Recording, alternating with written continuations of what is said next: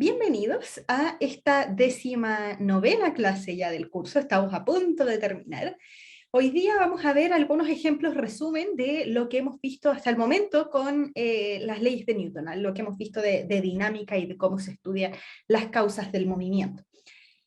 Ahora, en detalle lo que vamos a ver hoy va a ser el ejemplo pendiente de la clase pasada, que no lo alcanzamos a terminar, algunos nuevos ejemplos que nos permitan aplicar más de los contenidos que hemos trabajado, y vamos a ver en detalle qué es lo que sucede con las poleas y cosas que hay que saber especialmente al momento de trabajar con estas poleas.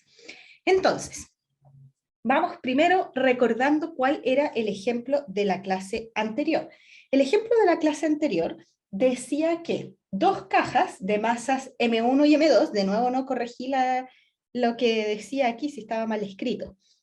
Lo que tenía que decir es que no era una fuerza horizontal. Bueno, pero decía, dos cajas de masa M1 y M2 se colocan en contacto mutuo sobre una superficie de inclinación θ sin fricción, mientras una persona aplica una fuerza, borremos horizontal, constante F sobre M1, con la intención de hacer subir por el plano inclinado a ambas cajas.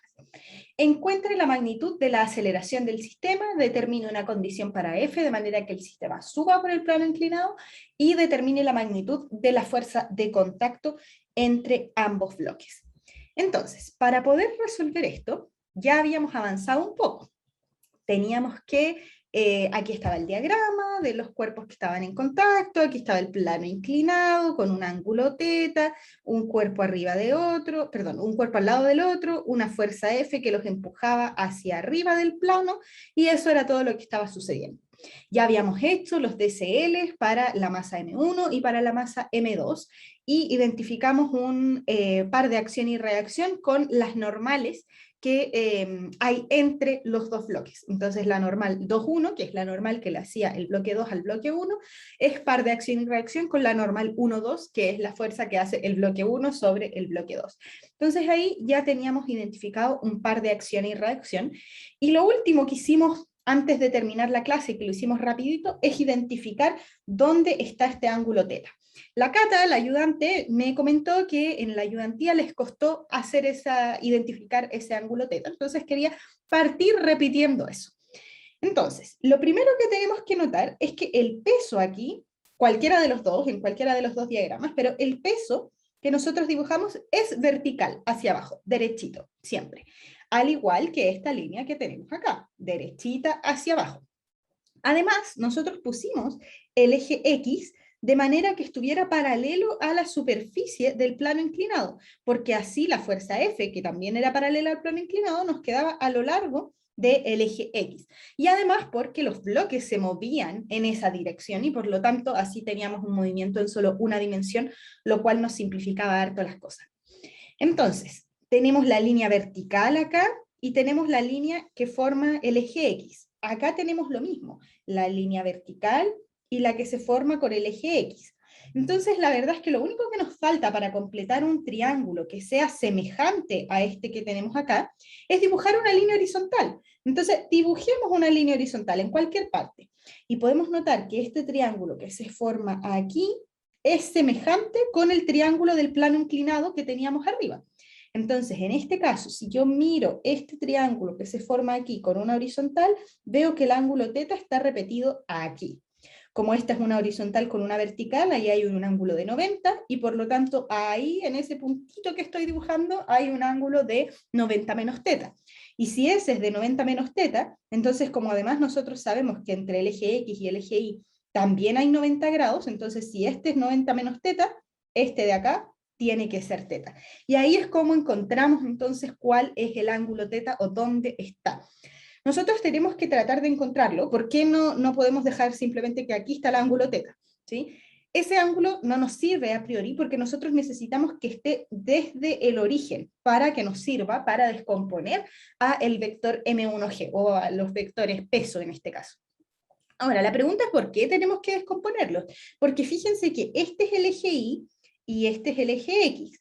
Entonces, si bien todas las otras fuerzas, la normal, las dos normales, la fuerza F, quedan justo dentro de los ejes, el peso no. El peso está en este caso en el cuarto cuadrante, bueno, no, a ver, ahí es que está dado vuelta, entonces ese sería como el tercer cuadrante. Y en este caso tiene una componente en X y una componente en Y. Si les complica mucho, pueden girar ahí, no sé, el computador o la pantalla en la que lo estén viendo, porque en el fondo aquí este es el vector que tenemos que descomponer, y por lo tanto tiene una componente hacia el eje Y y hacia el eje X, que tienen que llegar en 90 grados acá para poder hacer la descomposición. Entonces el triángulo que nos conviene mirar en este caso es este que se forma aquí. Y con este triángulo entonces empezar a ver cuál es la componente X y cuál es la componente Y. Y bueno, eso es lo que tenemos que hacer para poder hacer la sumatoria de fuerzas. Entonces partamos escribiendo eso. Para el cuerpo, para M1, se tiene. En el caso de M1 tenemos que la sumatoria de fuerzas sobre M1 es igual a la fuerza F, es la primera fuerza que está actuando, la normal que hace la superficie sobre la masa 1. Además tenemos a la normal 2,1 actuando, y además tenemos al peso. Todas estas son las fuerzas que están actuando. Entonces, si ahora las separo por componentes, porque necesito sumar vectorialmente, entonces vamos a tener que las fuerzas en X del cuerpo 1 son, miremos qué es lo que está pasando en el eje X. Este es el eje X, con los positivos hacia arriba.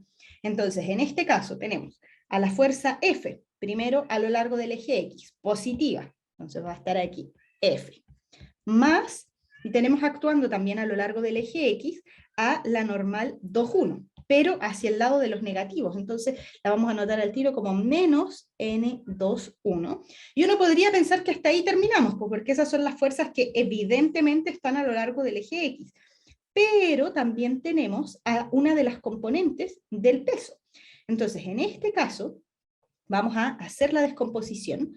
Lo que tengo que hacer en el fondo es proyectar hacia ambos lados para ver cuál es la componente que nos queda en cada uno. Entonces, si quiero la componente en Y, puedo mirar este triángulo de acá, y veo que la componente en Y corresponde a este tramo que tenemos acá, lo cual se relaciona con el coseno del ángulo. Entonces vamos a poder escribir esto inmediatamente como M1G por el coseno, perdón, no quiero la componente en Y, quiero la componente en X. Entonces, como quiero la componente en X, tengo que mirar este triángulo, y la componente en X corresponde a este pedacito. Entonces, este pedacito sería con el seno del ángulo. Entonces, ahora sí, M1G por el seno del ángulo. Pero me tengo que fijar que esta componente en X va a quedar apuntando para acá. Por lo tanto, va a apuntar hacia los negativos en este caso, y por lo tanto tengo que ponerle el signo negativo. Y además, entonces, a lo largo del eje Y para el cuerpo 1, vamos a tener primero a la normal que hace la superficie sobre el cuerpo 1, que va evidentemente hacia arriba a lo largo del eje Y, pero además tengo la componente en Y del peso, que va a apuntar en este caso hacia abajo, entonces también es negativa, M1G por el coseno del ángulo. Y aquí entonces tendríamos la sumatoria de fuerzas para el cuerpo M1. ¿Alguna duda con todo lo que hice hasta este momento? ¿Están muy perdidos? No sé, comentarios. Hola, profe. Yo me metí recién literalmente, pero quería preguntarle por qué había puesto el sistema de referencia como no paralelo al piso, sino que paralelo a la rampla. Bueno, la verdad es que eso fue parte de lo que estuvimos discutiendo la clase pasada, pero la idea es la siguiente. El cuerpo M1 y M2 se van a mover a lo largo del eje X, entonces el movimiento que uno va a observar es algo paralelo al plano inclinado. Entonces, si yo lo estudiara desde un sistema de referencia convencional, con los ejes X y los ejes Y, con horizontal y vertical, como lo trabajamos normalmente, entonces el movimiento va a ser en dos dimensiones, porque vamos a tener un movimiento a lo largo de una diagonal, positivo en Y y negativo en X. Pero si es que yo pongo el eje X a lo largo del movimiento, entonces tengo un movimiento unidimensional que es mucho más fácil de estudiar. Y no tengo que descomponer la aceleración y bla, bla, bla. Fue lo que hacíamos En cinemática, por ejemplo, cuando también giramos el sistema de referencia, en el caso de Peter, cuando se movía y andaba por la Alameda y nos quedaba inclinado el mapa, además de girarlo, como dice la Jesús, cambiábamos los negativos para que también se nos acomode al movimiento. ¿Por qué hacia la derecha van los negativos? Porque en este caso, como nos decían que esta fuerza los empuja para subir, entonces también yo sé que esto se va a mover hacia arriba, entonces me conviene que los positivos estén hacia la dirección del movimiento. Lo puedo poner para el otro lado, no hay problema, solo que hay que tener cuidado con quiénes son positivos y quiénes son negativos. Pero lo más importante es que girado hacemos que el movimiento sea unidimensional y no bidimensional, lo cual nos simplifica un montón los cálculos. Vale, porque es que no sabía que se estaba moviendo. Sí, entonces, ya, entonces tenemos esto para el M1, veamos qué se tiene para M2. Para M2 se tiene. En el caso del M2, la sumatoria de fuerzas tendríamos que sumar entonces 3 fuerzas nuevas, no 4 como teníamos antes. La normal 1, 2, más la normal con la superficie, más el peso de M2. Esas son las 3 fuerzas que tenemos que sumar. Y que si lo hago por componentes, entonces me va a quedar que la sumatoria de fuerzas en X para el cuerpo 2 va a ser, miremos acá de nuevo. Entonces, en X tengo la normal 1, 2 hacia los positivos. Entonces, en este caso, normal 1, 2 positiva. Y además, a lo largo del eje X, tengo a una de las componentes del peso. Entonces, en este caso, si hago las proyecciones, puedo ver que la que va con el eje X, o sea, la que va relacionada con esta componente, es el seno del ángulo. Entonces, acá vamos a tener no con este color, M2G con el coseno, perdón, con el seno, lo escribí mal, con el seno del ángulo. Pero observamos que en este caso, esta componente en X va a ser en el fondo un vector que apunte hacia los negativos del eje X. Por lo tanto, aquí le tengo que poner el negativo. Y además, si hago sumatoria de fuerzas en el eje Y para el cuerpo 2, voy a tener a la normal de la superficie con el cuerpo 2 hacia arriba, y hacia abajo voy a tener a la componente NI del peso. Entonces me quedarían estas 4 ecuaciones que tengo hasta el momento: ecuación 1, ecuación 2, ecuación 3 y ecuación 4. Hasta el momento lo único que yo he hecho es hacer sumatoria de fuerzas. No he aplicado ninguna de las leyes de Newton, solamente estoy viendo cuáles son las fuerzas que están actuando y ver entonces cómo serían las sumatorias de fuerzas por componentes. Apliquemos ahora la segunda ley de Newton a lo que sabemos. Entonces, aplicando... Profe, ¿Sí? ¿puede mostrar un poco la ecuación 4? Al tiro, dame un momento. Gracias. Ecuación 4. Ay, es que parece que no se veía bien, lo siento.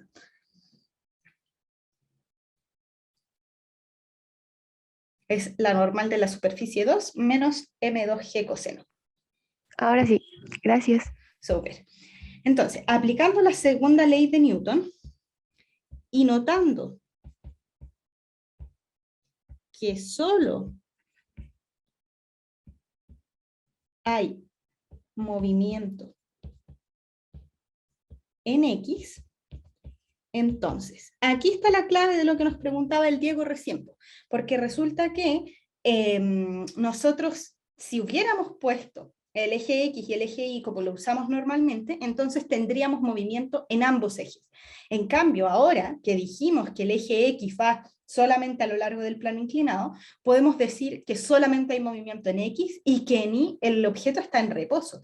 Entonces eso nos simplifica un montón de cosas, porque ahora vamos a tener, primero, con la sumatoria en el eje X para el primer cuerpo, teníamos la fuerza F, lo voy a anotar así para que no se me confunda, de 1, de la ecuación 1, tenemos que F menos la normal, 2,1, menos M1G por el seno del ángulo, creo que eso era, M1, N21, M1G, seno del ángulo, ¿sí?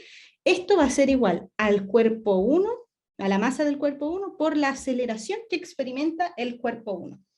Pero en la ecuación 2 vamos a tener, en este caso la ecuación 2 era la normal con la superficie,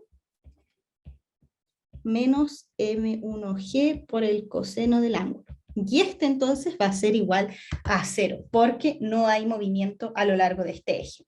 Jesús, te escucho. Profe, que a mí todavía me cuesta ver cuándo tengo que colocar que son vectores y cuando no son vectores. Sí, mira, en este caso, por ejemplo, cuando yo escribo la sumatoria de fuerzas, acá, la sumatoria de fuerzas las puse con vectores, porque en los signos no estoy considerando las direcciones. Cada uno de estos vectorcitos tiene su propia dirección. Entonces, lo que yo tengo que hacer es sumar vectorialmente todas las fuerzas. Eso es lo que escribo aquí, sumatoria vectorial en el fondo de todas las fuerzas que actúan sobre el cuerpo 1. Y estas son todas las fuerzas que estaban actuando sobre el cuerpo 1, escritas como vectores. Pero cuando tomo este paso y digo por componentes, entonces solo las voy a escribir las que están en X y las que están en Y. Y en este punto, entonces, yo lo que escribo son los módulos de los vectores, sin las flechitas arriba, porque estoy poniendo las direcciones aquí con los signos. Entonces, cuando hago ese cambio de poner las direcciones con los signos, entonces ya no es necesario que tengan las flechas arriba.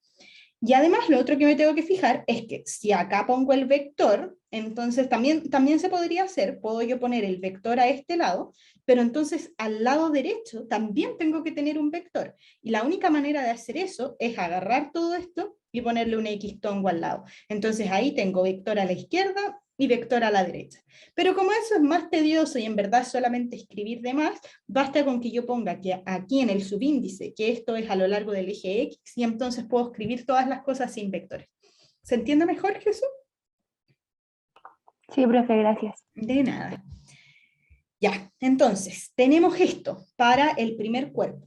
Además, para la ecuación, para el cuerpo 3, tenemos la normal 1, 2, menos el peso. Ya, entonces, la normal 1, 2 menos M2G por el seno del ángulo va a ser igual en este caso, como es a lo largo del eje X, entonces vamos a tener que esto sería igual a la masa 2 por la aceleración que experimenta el cuerpo 2, porque esa es la dirección en la que tengo movimiento. Y además entonces en el eje Y, que teníamos a la normal con la superficie,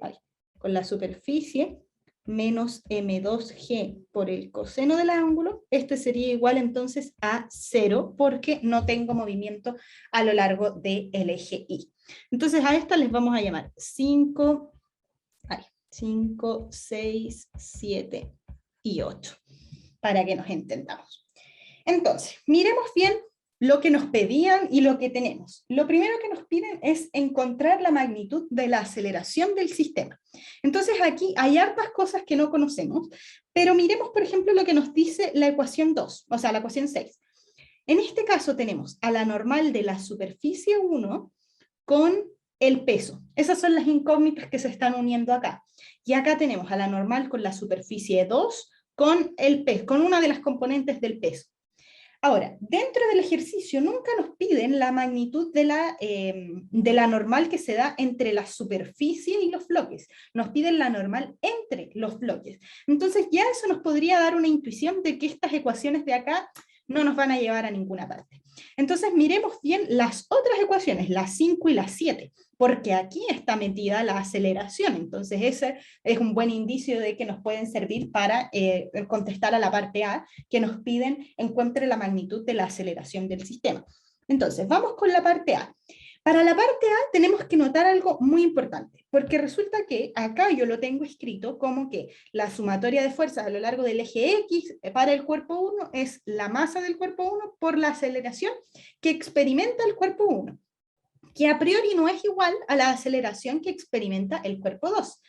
Pero nosotros sabemos que estos cuerpos se están moviendo juntos, porque la fuerza los está empujando. Entonces, si es que la fuerza aplica sobre el cuerpo M1, pero el cuerpo M1 es el que está empujando a M2, sería muy raro que M2, no sé, pues acelerara más que el M1, como que saliera volando por adelante del M1 antes de que, como perdiendo el contacto. Estos cuerpos se van a ir moviendo juntos a medida que yo los empujo. Entonces, como yo sé que se mueven juntos, yo sé cuál es la relación que se da entre A1 y A2. Entonces, como se mueven juntos, nosotros sabemos que la aceleración 1 se relaciona mediante una igualdad con la aceleración 2. Ahora, quiero que revisemos una sola cosa, eso sí, porque cuando nosotros acá ponemos que el cuerpo M1 acelera con una aceleración A1 positiva, entonces lo que estamos diciendo es que se mueve hacia el lado de los X positivos, o sea, hacia arriba del plano inclinado. Y en ese mismo momento nosotros decimos que la aceleración A2 también es positiva, o sea que también va en la misma dirección. ¿Eso es cierto? ¿Los dos cuerpos aceleran para el mismo lado, con la misma dirección? ¿Están por ahí o no? Sí, es verdad. Es verdad, ¿cierto, Itaz? Bueno, les preguntaba eso, que puede parecer muy obvio, porque en el ejercicio que están haciendo ustedes para el laboratorio, no es tan obvia la cosa, porque resulta que cuando uno se mueve hacia la derecha, el otro se mueve hacia abajo. Y eso, en positivos y negativos, cambia algo la cosa, para que se fijen por ahí. Entonces, a priori, como los dos se mueven para el mismo lado, yo puedo decir que tienen el mismo signo y por lo tanto puedo escribir que esto es una igualdad A1 igual a A2 y no se me complica nada. Y entonces, como son iguales, ¿para qué nos vamos a complicar poniéndole un subíndice? Pues llamémosle A simplemente. Entonces, como se llaman A, podemos tener que de la ecuación 1, perdón, no de la 1, ya le cambié el nombre, de la 5, desde la 5, tenemos que esto va a ser F menos N21 menos M1G por el seno del ángulo igual a M1A. Y además, en la clase anterior habíamos escrito lo siguiente. Habíamos escrito que la normal 1,2 era par de acción y reacción con la normal 2,1. Entonces sabemos que son iguales. Entonces, vamos a anotar eso de nuevo acá para que no se nos olvide. Además, sabíamos que N12 es igual a N21, entonces llamémosle solo N, para que no se nos compliquen las cosas. Entonces, con eso podemos reescribir lo que habíamos escrito, F menos N menos M1G por el seno del ángulo es igual a M1A. Y desde la 7, desde la ecuación 7, además podemos escribir que n menos m2g por el seno del ángulo es igual a m2 por a. Las escribí así, una abajito de la otra, porque en el fondo este es el sistema de ecuaciones que nos interesa. Estas ecuaciones 9 y 10 son las que más nos interesan para poder resolver este problema. Diego, no había visto tu manito, cuéntame. No, por favor, no se preocupe, la levanté recién. Aquí, con esto que usted, donde igualó las n's, ¿es un par de acción y reacción? Sí, por eso lo habíamos dicho, lo dijimos la clase pasada, por eso ahora no lo retomé, pero hicimos toda esta deducción de que como N1, 1,2 es par de acción y reacción con 2,1, entonces tienen el mismo módulo. Y entonces las puedo escribir como la misma variable. Ya, ¿Sí? vale, perfecto. De nada.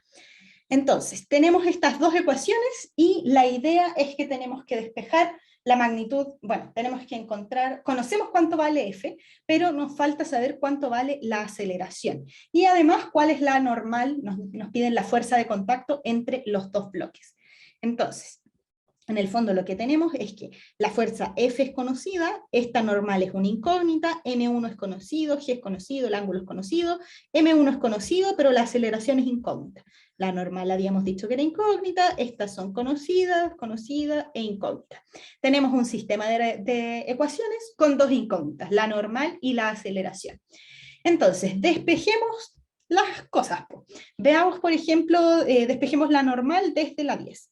Entonces, desde 10, despejemos la normal. Nos va a quedar que la normal es M2A, perdón, nada que ver, M2A más M2G por el seno del ángulo. O lo que es lo mismo, M2 paréntesis A más G seno del ángulo. y reemplazando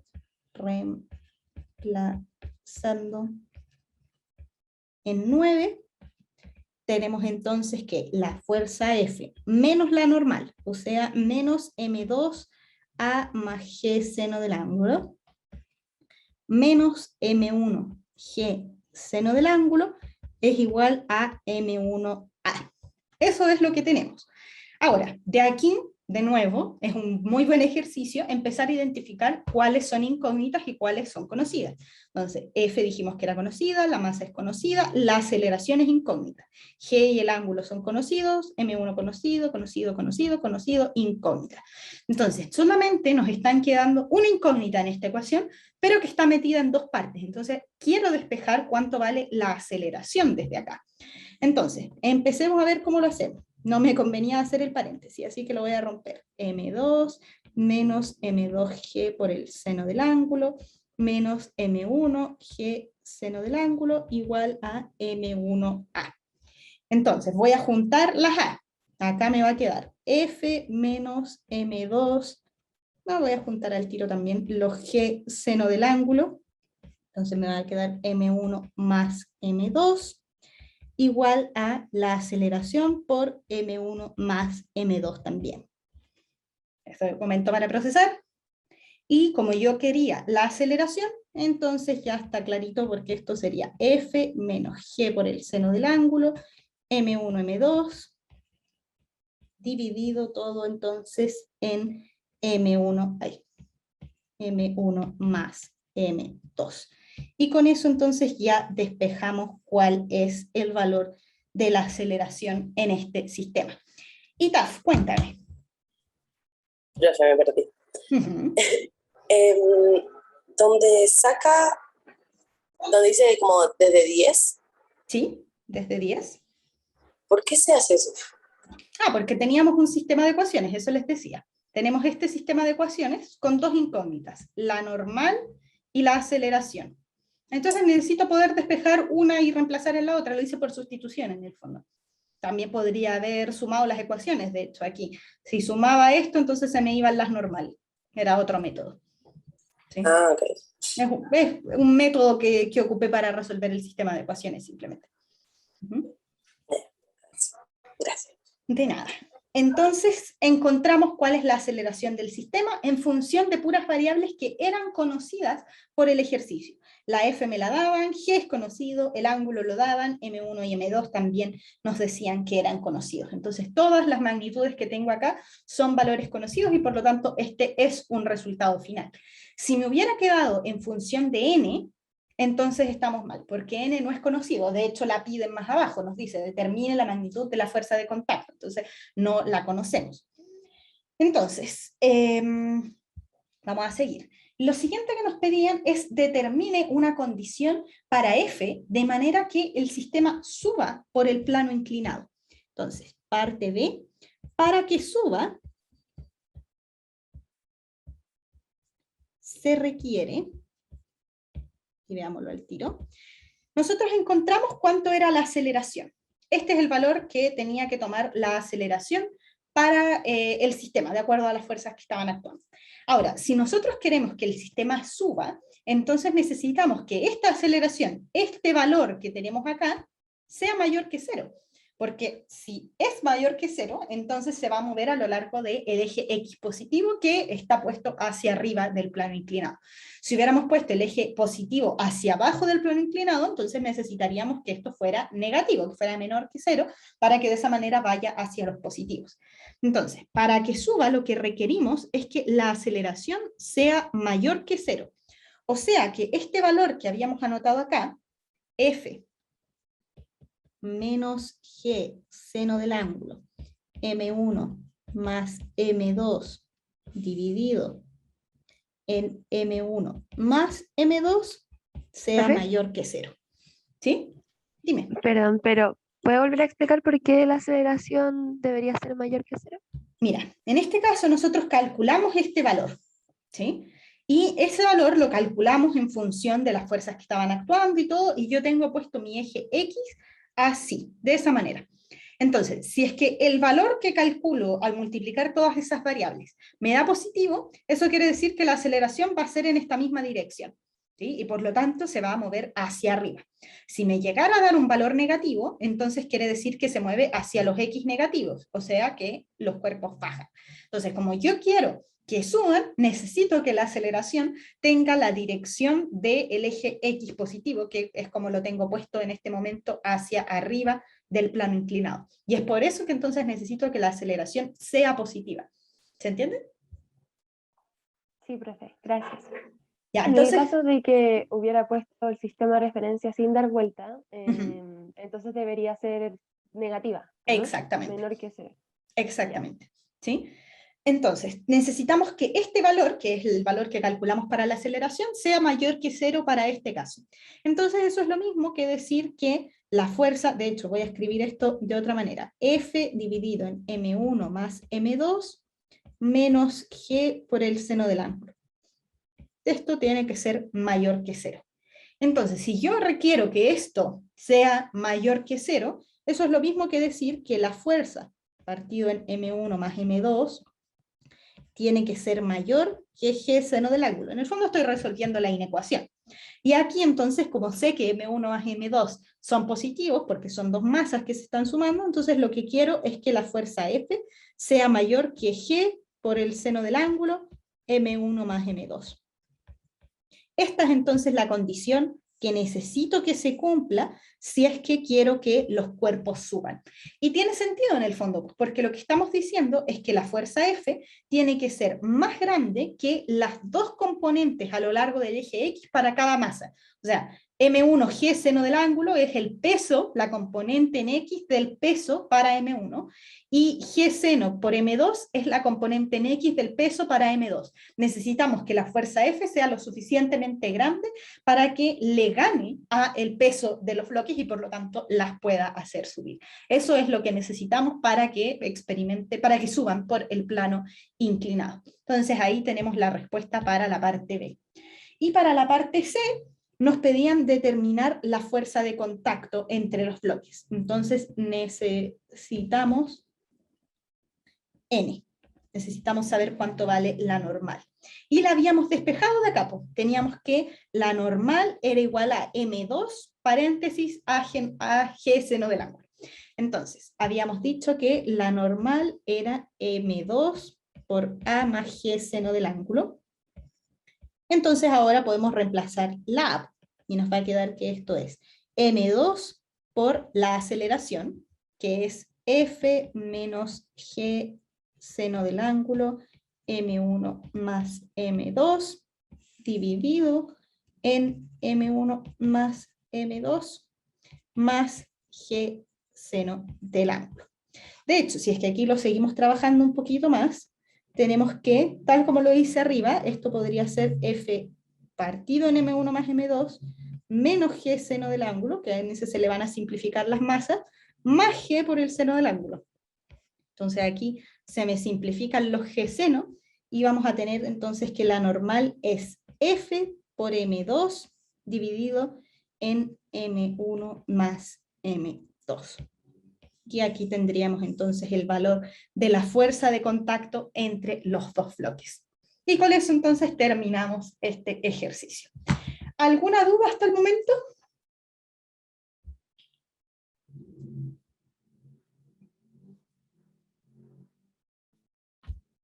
Está bien hardcore también. Tengo una duda matemática. Ajá.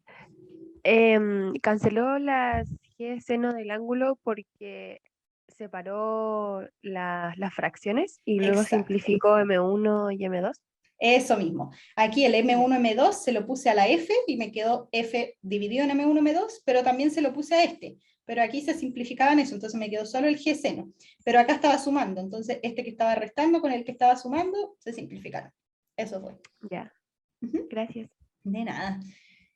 Entonces, ese era el ejercicio que teníamos pendiente de la clase anterior.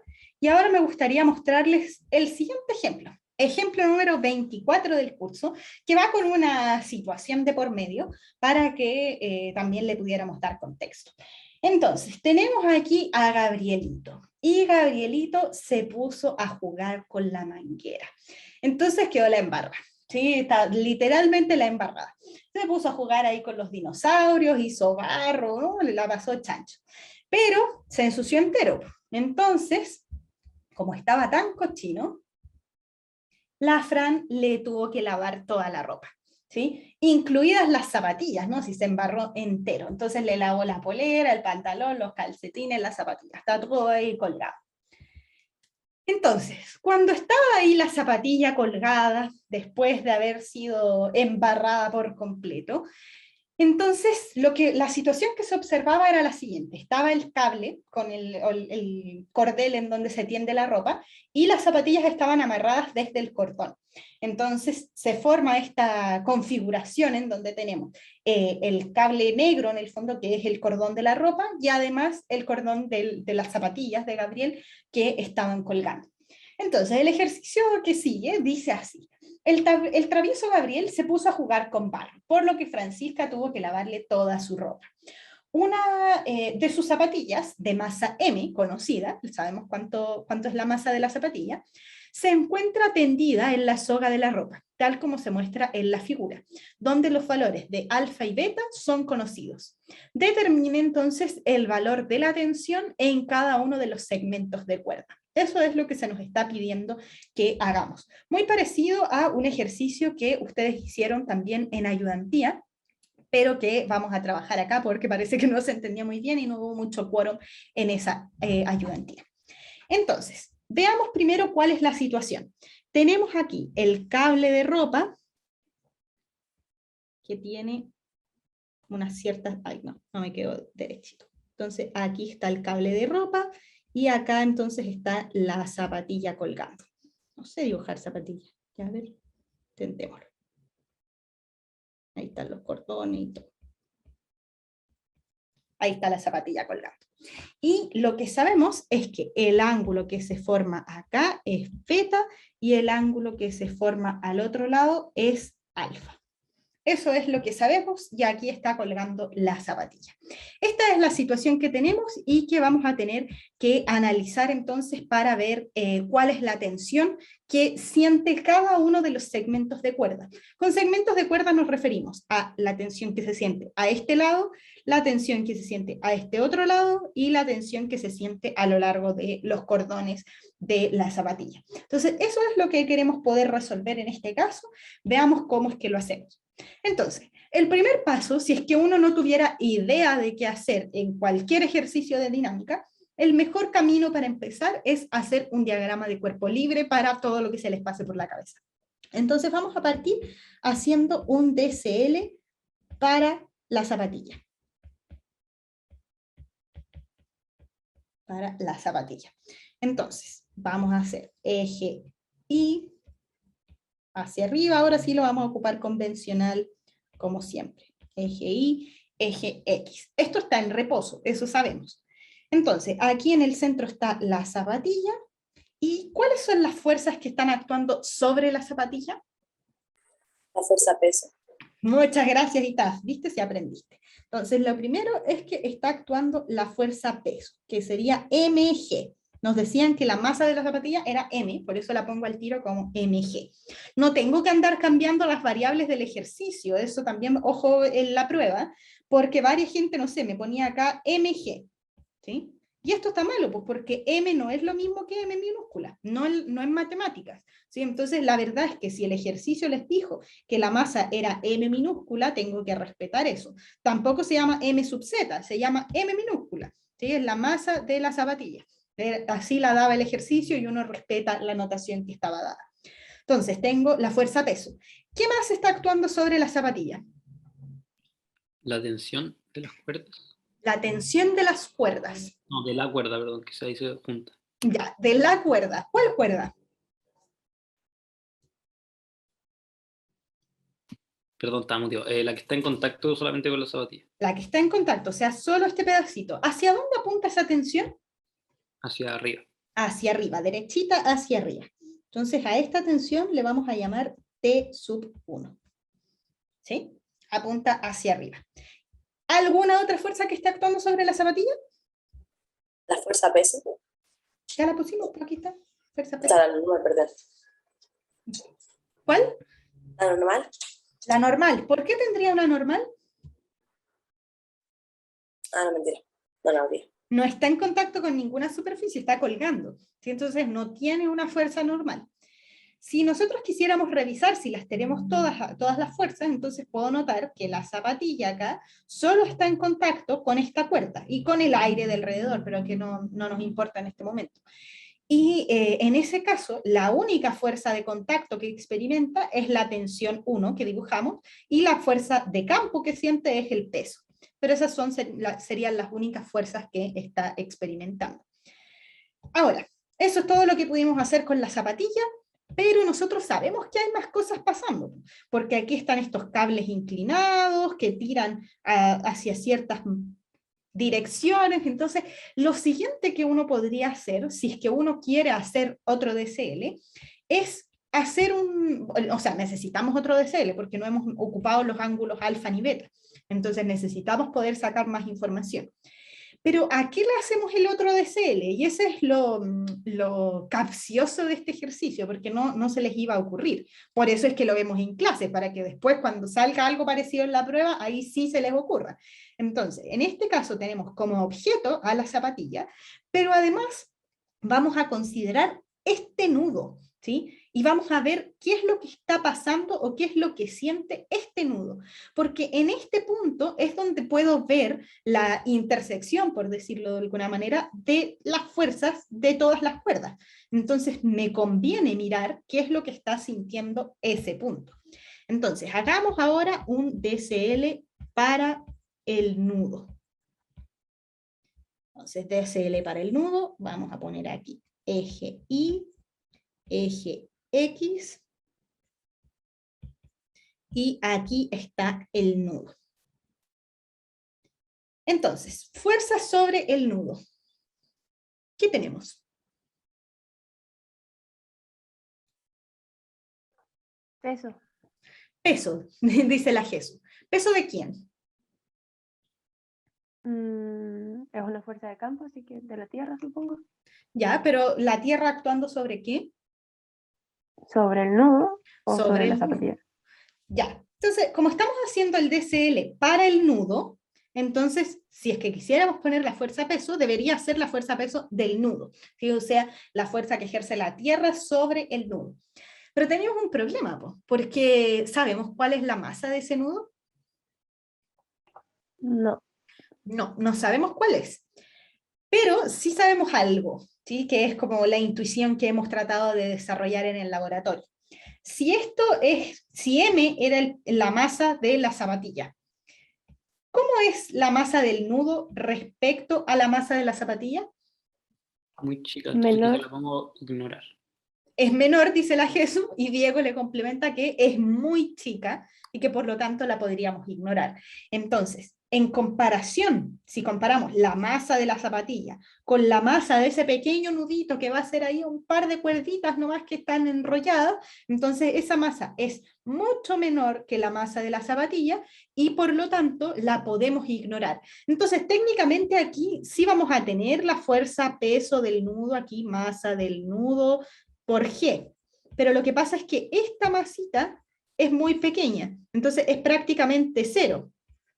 Y si es prácticamente cero, por G también es cero.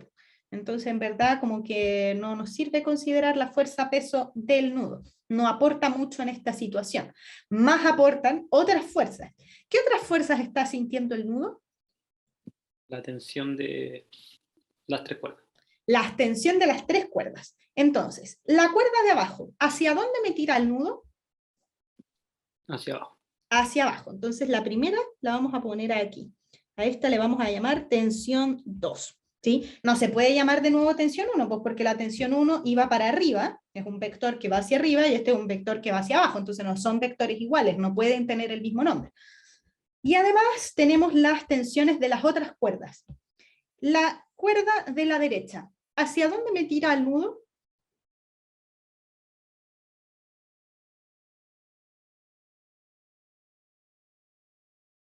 ¿Alguien? hacia la derecha arriba. Derecha arriba, gracias Jesús. Entonces tira hacia la derecha arriba.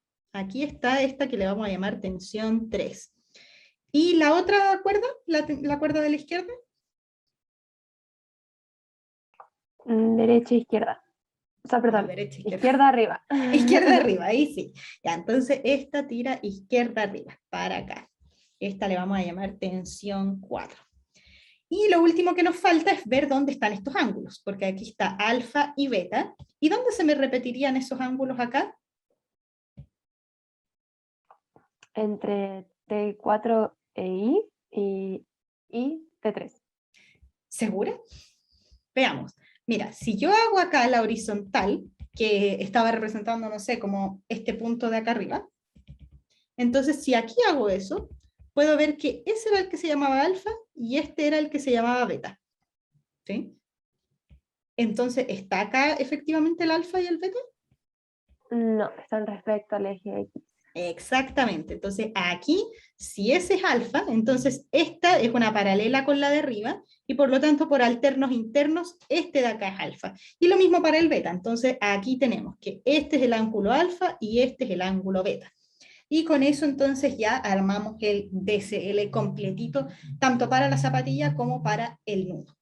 Entonces, anotemos sumatorias de fuerzas aquí mismo para cada uno. Entonces, sumatoria de fuerzas para la zapatilla. Tendríamos solo la tensión 1 con el peso. Estas son las únicas dos fuerzas para la zapatilla. Que si lo hacemos por componentes, entonces en X no tengo nada, y en Y están las dos. Positiva la T1 porque pusimos los positivos hacia arriba, y el peso negativo porque va hacia abajo. Si ahora hacemos lo mismo, la sumatoria de fuerzas, pero sobre el nudo, entonces tenemos tres fuerzas, T2, perdón, tres fuerzas, eso dije, ¿no? Tres fuerzas, ya, T2, T3 y T4. Pero acá entonces tenemos que hacer la descomposición. En X, este es para la zapatilla, y este es para el nudo. En X y en Y. Entonces, a lo largo del eje X, miremos bien, este es el eje X, tengo a las dos componentes de la tensión 3 y 4. Entonces, en este caso, si este es el ángulo alfa y este es el ángulo beta, veo que la componente en X, o sea, esta que está acá, se relaciona con el coseno de alfa y con el coseno de beta. Entonces vamos a tener T3 coseno de beta menos T4 coseno de alfa. Esas serían entonces las fuerzas que tenemos actuando en X. Y además, a lo largo del eje Y, tenemos las componentes en Y de las T4 y T3, pero además la T2. Entonces tendríamos T4 por el seno de alfa más T3 por el seno de beta menos T2. Y esas serían entonces todas las fuerzas que están actuando tanto sobre la zapatilla como sobre el nudo. Ahora, como sabemos que está en equilibrio, porque nos decían que está ahí colgadita, no es que la zapatilla esté saltando ni nada, sino que está ahí colgadita nomás, como sabemos que está en equilibrio, entonces lo que sabemos con esto es que la sumatoria de fuerzas sobre cada uno de los cuerpos es 0. Entonces tendríamos primero que T1 menos mg es igual a 0. Además tenemos que T3 coseno de beta menos T4 coseno de alfa también es 0, porque tiene que estar en equilibrio el nudo, tanto en X como en Y. Entonces, además, T4 por el seno de alfa más T3 por el seno de beta menos T2 también es 0. Entonces tenemos estas tres ecuaciones, 1, 2 y 3. ¿Sí? Ahora, tenemos que notar una sola cosa, y que es la clave en el fondo para poder resolver este sistema de ecuaciones. Porque aquí tenemos tres ecuaciones, pero miremos cuántas incógnitas. T1 no sé cuánto vale, T3 tampoco, T4 tampoco, T4 está repetido, y T2 tampoco. Esas son las cuatro incógnitas que tengo en este momento. El ángulo alfa, beta los conozco, y el M y G también son conocidos. Entonces tengo cuatro incógnitas diferentes, pero solo tres ecuaciones. Diego, cuéntame. Profe, pero no podemos decir que T1 igual a T2. Es que ahí viene la clave, porque entonces, si pudiéramos decir eso, se nos disminuye una incógnita y el sistema tendría solución, porque hasta el momento tenemos 3 ecuaciones, pero 4 incógnitas, por lo tanto, el sistema, así como está, no tiene solución. Entonces, ¿por qué podríamos decir eso, Diego, de que son iguales, T1 con T2? Porque es como que están opuestas y una es la que va como de el nudo y la otra es la de la zapatilla.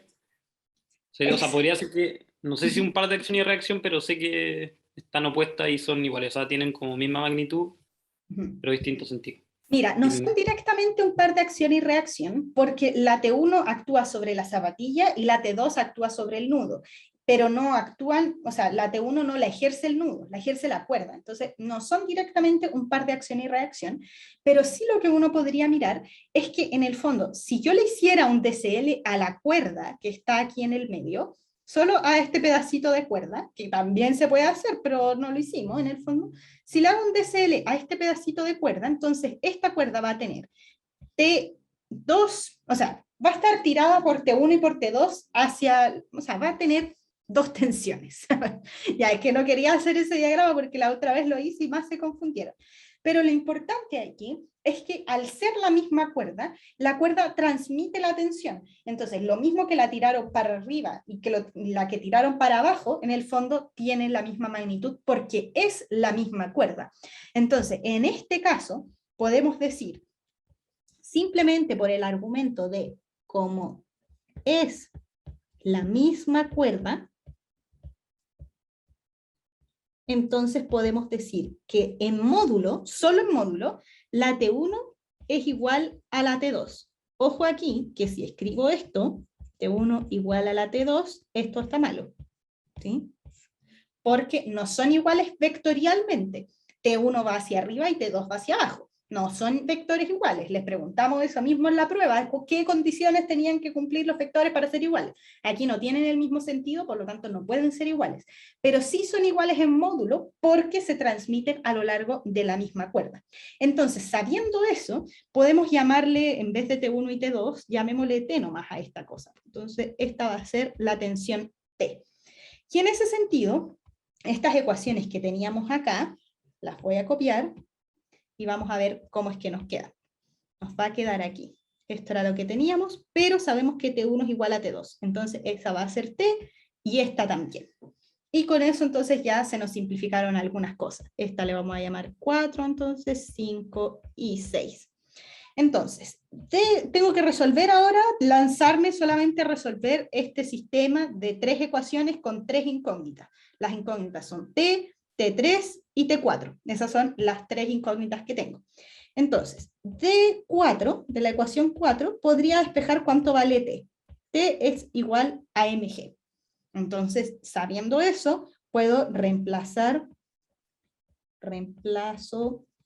en 6, que ahí de nuevo está la tensión T, y me va a quedar que T4 por el seno del ángulo más T3 por el seno de beta menos mg es igual a 0.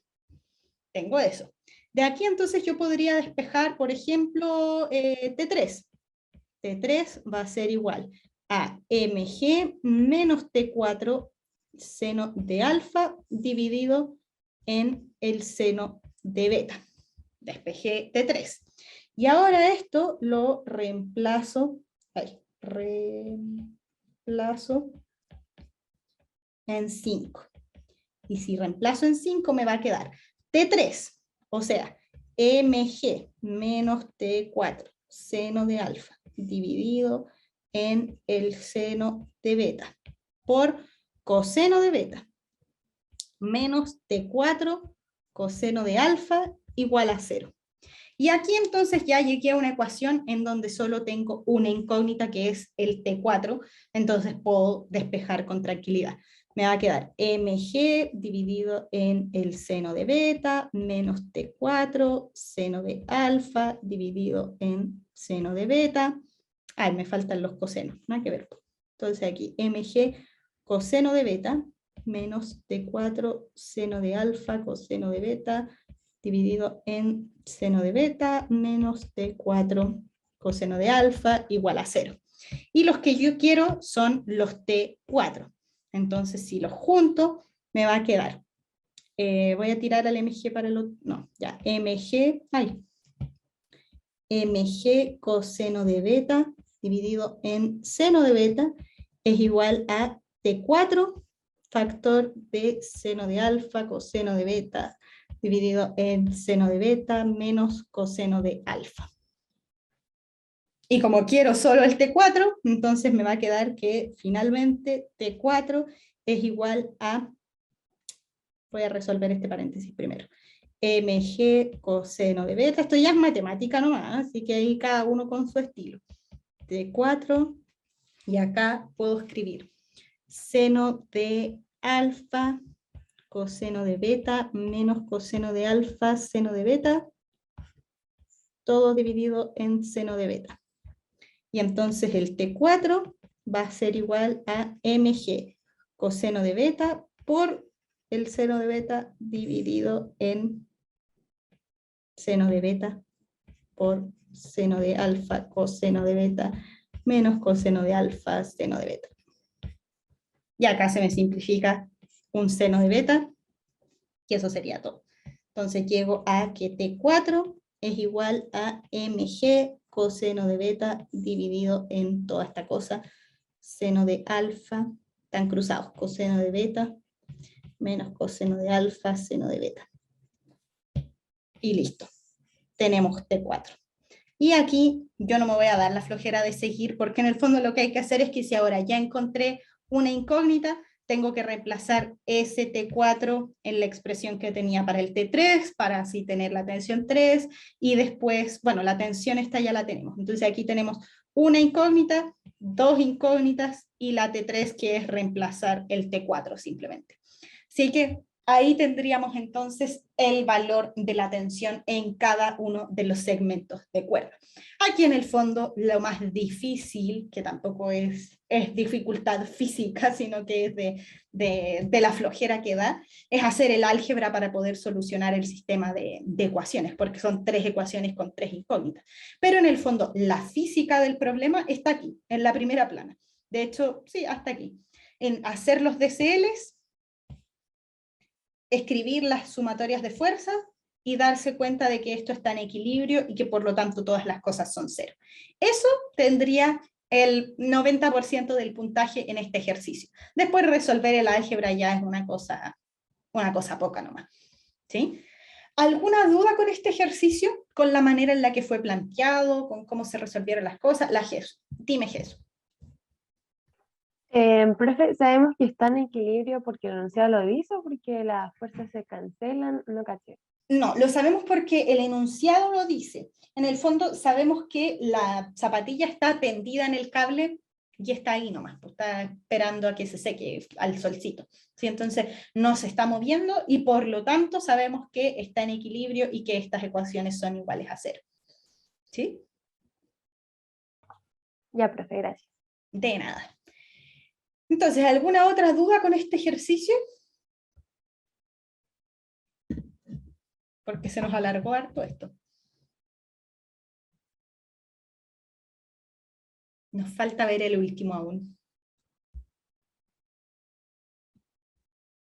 Bueno, si no hay más dudas, entonces voy a dar el recreo de 10 minutos y a la vuelta entonces vemos lo último, que es lo que hay que saber para resolver ejercicios de poleas. Así que eso, nos vemos en 10 minutos.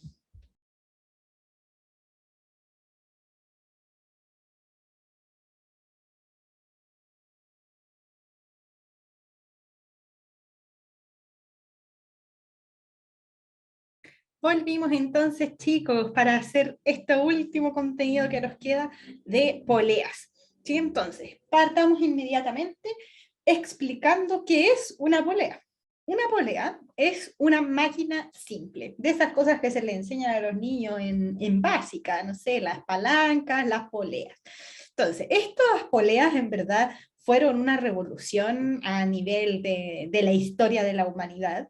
Quizás ahora las hemos dejado un poco de lado con el avance de la tecnología, pero la verdad es que fueron algo muy revolucionario en sus tiempos.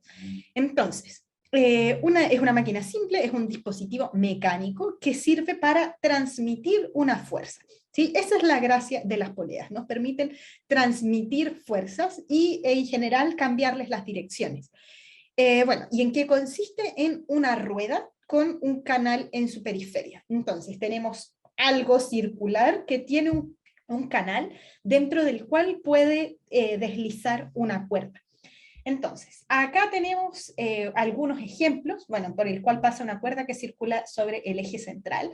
En la primera imagen tenemos una polea moderna, hecha ya de metal y todo bien bonito. De hecho, estas son parecidas igual a las que uno ocupa en el laboratorio, si es que ocupa de estas poleas que van colgantes, no como la que tenemos en el ejercicio de ahora para el laboratorio, porque esa iba pegada hacia el muro. Entonces, es un poquito distinta la configuración, pero la idea es la misma, un disco que tiene un canal a su alrededor. Y bueno, acá también buscando en dónde las podemos ver en la actualidad, las máquinas de ejercicios tienen poleas, aquí por ejemplo, para transmitir la fuerza y que uno, no sé, pueda levantar, perdón, tirar esto hacia abajo para hacer ejercicio en la espalda, en los brazos, y aquí toda la gente que es como gym lover va a cachar al tiro y se puede empezar a fijar también de que hay poleas acá, que en el fondo transmiten la fuerza con los pesos que hay atrás para poder ahí hacer ejercicio y bla, bla, bla. Pero la idea es que los pesos o lo que sea que uno levante se mueven arriba abajo, por ejemplo, o se levantan hacia arriba mientras uno hace la fuerza hacia abajo. Entonces se está transmitiendo la fuerza, pero se le está cambiando la dirección. Eso es en parte lo que hacen las poleas. Y bueno, viéndolas un poco más históricas, acá tenemos ya poleas oxidadas, así de la antigüedad, pero la que más me gusta de hecho son estas, para la gente que no sé, le gustan las películas de piratas y cosas así, o de barcos. En los barcos, todas las cosas de las velas y todo eso que se hacía en la antigüedad, funcionaba en base a poleas. Cuando tiraban las cuerdas y todo para poder izar las velas y todo eso, muy entretenido, todo lo hacían funcionar en base a poleas. Entonces, la verdad es que estos mecanismos fueron muy importantes para el desarrollo de nuestra tecnología. Entonces, por eso es que las seguimos estudiando y además que son muy interesantes por todo lo que podemos lograr con ellas. Entonces, lo otro importante a tener en cuenta con esto es que en la física normalmente se va a hablar de una polea ideal y una cuerda ideal.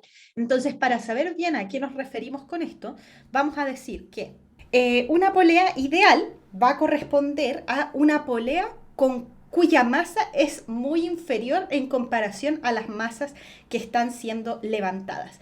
Eso es lo más importante al momento de considerar una polea ideal, que la masa de esta polea es despreciable en comparación a las masas que se están levantando. No es que no tenga masa, porque normalmente los profes lo dicen así como, no, es una polea sin masa.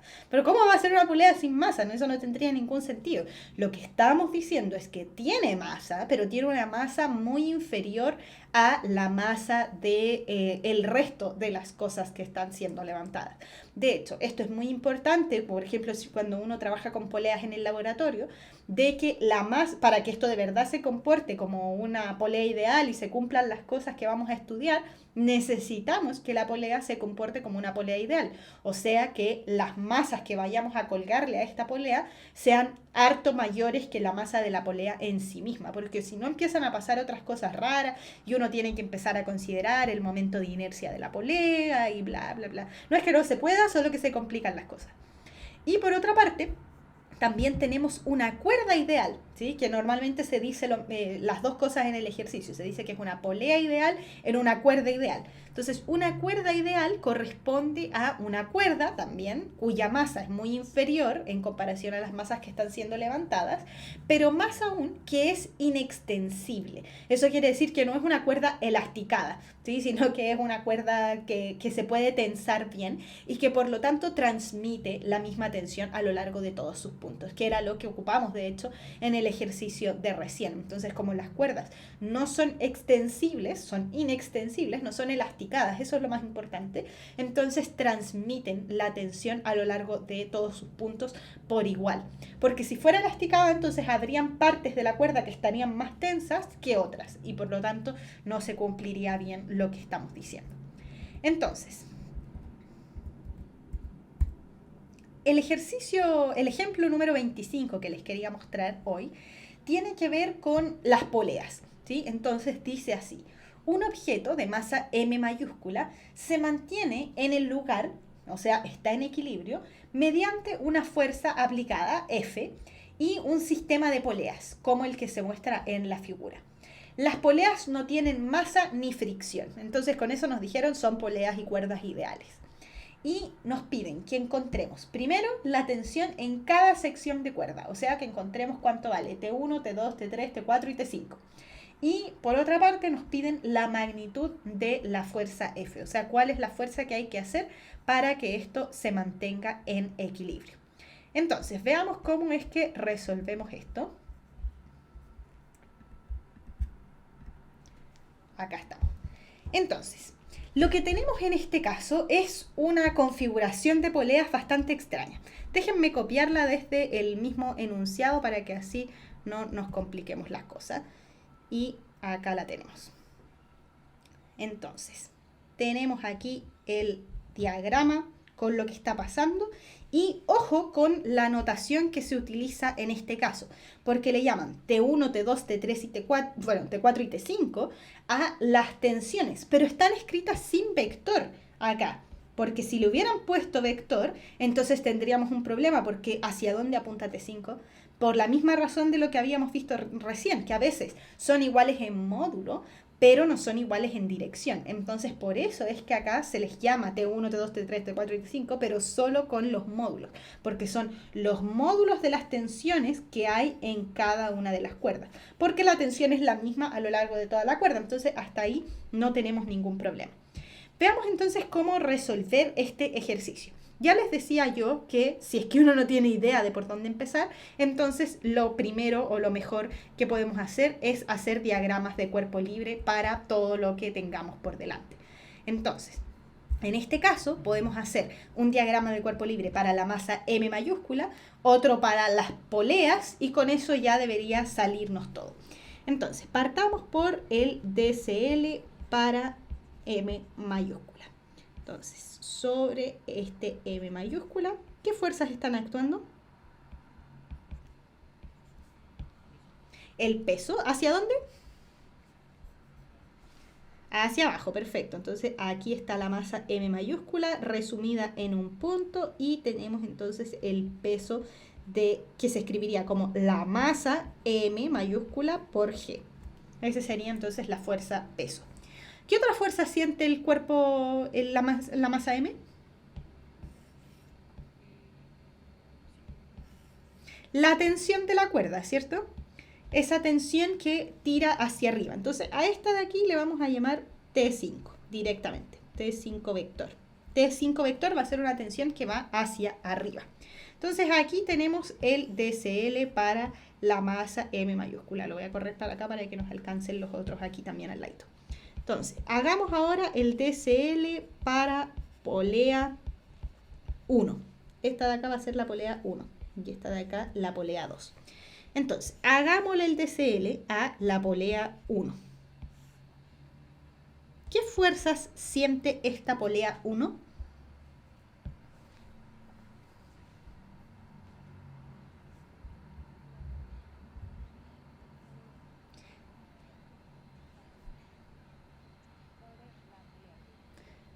Ya, hay una fuerza hacia abajo, ok, que es debido a la masa M mayúscula. Pero ¿es una normal realmente? ¿Están en contacto?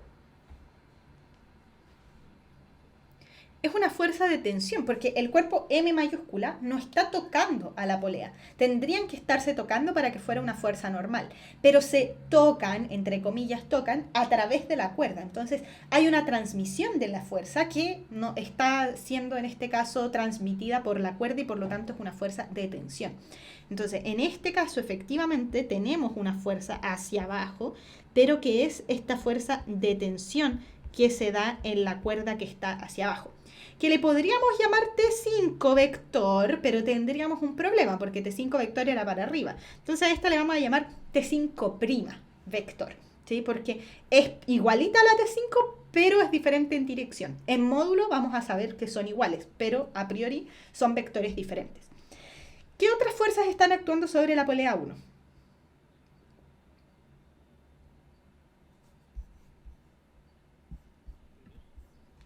T2 y T3, ¿hacia dónde tiran esas tensiones?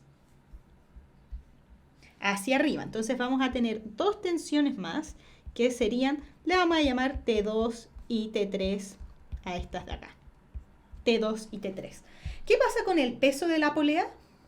¿Por qué no lo pongo?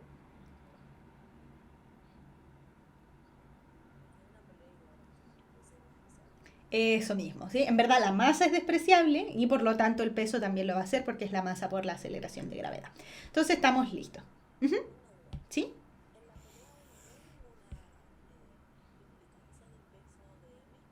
Sí, pues. Está la implicancia, pero lo que pasa es que está relacionada a través de la cuerda. Entonces T5 se va a relacionar con esta T5 y que en verdad es el cuerpo. Mira, voy a hacer un flash forward, así como un spoiler de lo que vamos a hacer. Pero fíjate que de este diagrama de cuerpo libre, si nosotros sabemos que está en equilibrio, entonces T5 es igual al peso, ¿sí? Entonces en módulo son iguales. Y por lo tanto, como sabemos que T5 y T5' también son iguales en módulo, entonces esto que tira hacia abajo en módulo también es igual a mg. Y entonces ahí lo tienes tu peso. Pero no es directo, no es el peso de la masa m lo que está tirando a la polea 1. Es la tensión, la fuerza del peso que se transmitió a través de las cuerdas. ¿Se entiende? Ya. Entonces tenemos el DCL para la polea 1 y nos falta nomás el DCL para polea 2. Entonces, fuerza sobre la polea 2.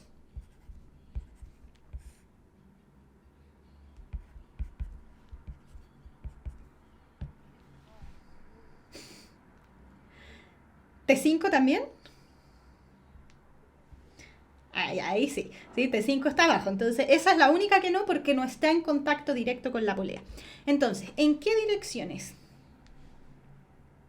¿Quién para arriba, por ejemplo?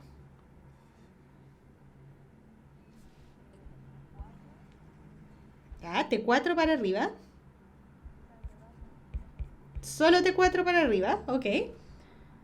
Y todas las demás para abajo. Entonces, aquí tendríamos T1, esa sí le puedo llamar T1, pero además tengo a T2, pero T2 ya la definí acá como un vector hacia arriba, entonces esta se tiene que llamar T2', y además T3, que también ya la tenía definida para arriba, así que esta es T3'. Y esas son las únicas fuerzas que están actuando ahí. Ahora, dichos todos estos diagramas de cuerpo libre, podemos hacer las sumatorias de fuerza entonces para ver qué es lo que está pasando en cada una de las cosas. Entonces, como sabemos, voy a anotar esto al tiro para que nos ahorremos un paso. Como sabemos que todo está en equilibrio, ¿sí?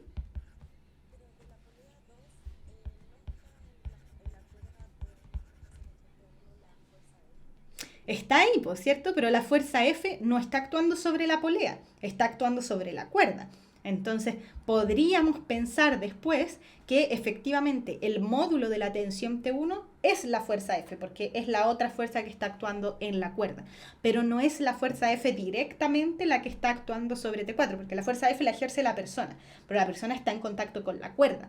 Y por lo tanto, la cuerda es lo que va a hacer fuerzas después sobre la polea T2, que en el fondo sería esta tensión, perdón, la polea 2, pero es la tensión 1 la que está después transmitiendo esta fuerza F. ¿Se entiende o no? Entonces, como sabemos que todo está en equilibrio y que las cuerdas son ideales, o sea, que T1 en módulo es igual a T1', T2 en módulo es igual a T2', y, ¿sí? T3. Entonces, T3 es igual a T3', porque también se está transmitiendo en la misma cuerda, y T4 es igual a T4', todo esto en módulos solamente, porque en direcciones son distintas. Entonces, en este caso, vamos a poder escribir, y voy a escribir al tiro todas las ecuaciones, así hiper rápido, porque si no, no alcanzamos a hacer el ejercicio. Pero yo sé que me van a entender. Para el primer cuerpo, tengo la T5 es igual a mg, no, ya un paso más. T5 menos mg es igual a 0, porque está en equilibrio. Además, para el otro cuerpo, tengo que T2 más T3 menos T5 es igual a 0. Y para el último cuerpo tengo que T4 menos T3 menos T2 menos T1 es igual a 0. Y aquí entonces tengo 3 ecuaciones que me ayudan a solucionar este sistema de ecuaciones. Ahora, si se fijan acá, en verdad tenemos algunos problemas, porque tenemos más incógnitas que ecuaciones. No sabemos cuánto vale T5, tampoco sabemos cuánto vale T2, ni T3, ni T4. Bueno, tenemos 1, 2, 3, 4, 5 tensiones que no sabemos, 5 incógnitas y solamente 3 ecuaciones. Entonces, nos falta anotar algunas otras cosas que podrían ayudarnos a resolver esto. Y Taf, cuéntame. No, que era para despejar, que era que T2 más T3 va a ser igual a T5. T2 más T3 va a ser igual a T5, claro. Entonces ahí ya tenemos una relación entre las dos. Entonces, aquí en verdad lo que nos queda es empezar a resolver y ver qué es lo que está pasando.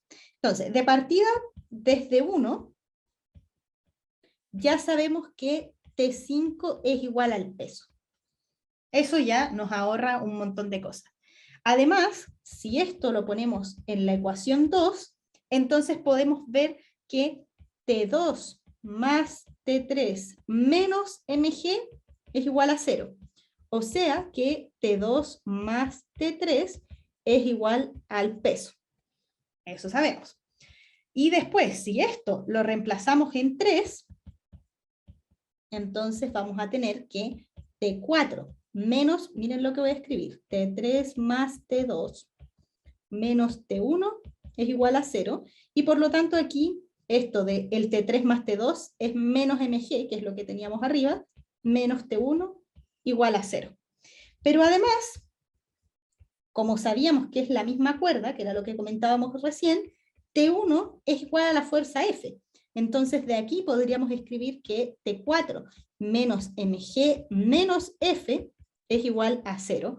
O sea que T4 es igual a F más mg. Y con eso entonces ya tenemos T4, y con T4 me puedo empezar a devolver para ver cuánto valen las demás cosas, ¿sí? Igual nos va a quedar faltando información, porque T4 la voy a poder reemplazar acá. Creo que nos falta información. A ver, T4 la voy a poder reemplazar acá, y voy a tener cuánto vale T1. Y teniendo T1, entonces, claro, no me puedo devolver hasta el T3 y el T2. Nos falta observar una cosa más. Pero lo más importante acá, oye, es que estoy justo en la hora, no quiero hacer esto a la rápida porque igual es importante. Entonces, ¿les parece si terminamos de hacer este ejercicio con calma en la próxima clase? Porque nos falta... Bueno, Sí, a la Jesús me dice que sí. ¿Ya? Entonces, estamos a punto. De hecho, si es que ustedes quieren, pueden seguir abordándolo, pero no quiero hacerlo a la rápida tampoco porque es importante lo que nos falta, ¿sí? Entonces, voy a cerrar la clase solamente. Hoy día vimos, es el ejemplo pendiente que teníamos de la clase anterior, ahora nos va a quedar de nuevo un ejemplo pendiente para la siguiente. Vimos los nuevos ejemplos y vimos el trabajo de poleas. En todo caso, lo más importante que necesitamos saber para las poleas es lo que pasa con las cuerdas ideales y las poleas ideales, y es que no tienen masa y que transmiten las tensiones. Eso es lo más importante y lo que no es obvio al momento de resolver ejercicios con poleas. Ahora, la próxima sesión, que va a ser la última que vamos a tener de materia nueva en el curso, vamos a ver fuerza de roce, ¿sí? Que es lo último que nos queda faltando, y finalmente en la clase, o sea, yo les decía la sesión pasada que me gustaría hacerles una sesión de repaso también el lunes 22, para que puedan estar mejor preparados para la prueba del 24. Es de carácter voluntario, lo voy a publicar todo en los cursos para que también les quede ahí esa información. Así que eso, chicos, por hoy. Muchas gracias por haber venido y nos vemos el miércoles.